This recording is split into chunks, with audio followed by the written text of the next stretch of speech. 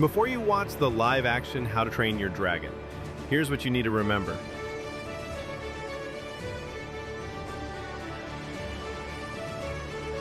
The story follows Hiccup, a Viking kid who's nothing like the others in his village.